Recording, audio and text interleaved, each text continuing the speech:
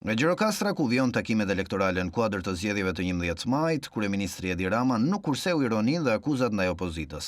Në një lidhje të drejtë-për-drejtë me ndjekësit e tij, Rama u shpreh se Partia Demokratike është në rënim të plotë dhe këtë herë do të përballet me rezultatin më të dobët që prej vitit 1997.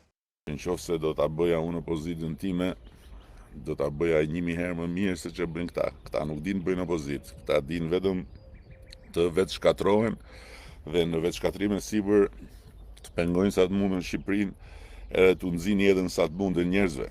Këtë dinë bëjnë këta. Dhe prandaj në zgjedhjet e 11 majit do marrin rezultatin më të keq që nga 97-a këtej.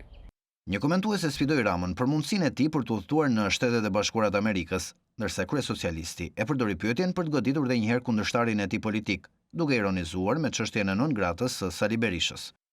Kur e ke pas vizitën e fundit në USA kur kam pas punë, shkoj në USA. Çfarë problemi keti tani? Si e ke djallin? Ty të kanë thënë që nuk shkoj dot në USA. Kush ta ka thënë? Non grata ta ka thënë. Po me që ma përmendni këtë ore, u hoqja non grata, se nuk e kam marrë vesh këtë informacion. U hoqja ajo. Kreu i qeverisë u ndalë te kritikat për përmendjen e fotove nudo në një takim me të rinjt në Kavaj, ndërsa mohoi që të ketë pasur fëmijë në këtë takim dhe akuzoi ata që i publikuan imazhe dikur se sot po sillen si moralist.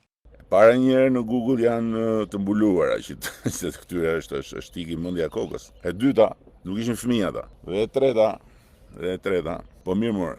Si ka mundësi, ku e gjejnë këta kapacitetin të më bëjnë mua moral, kur këta çdo ditë u tregojnë fëmijëve, u tregojnë familje, u tregojnë shqiptarëve se si nuk duhet të sillet, se çfarë nuk duhet thotë njeriu. Edi Rama ka përjashtuar çdo mundësi për një debat publik me Sali Berishën, duke e konsideruar atë bufin e knetës, siç e quan prej muajsh. Rama vjen të mbështetet tek sondazhet për të konfirmuar sipas tij mbështetjen e shumicës për Partinë Socialiste në zgjedhjet e 11 majit.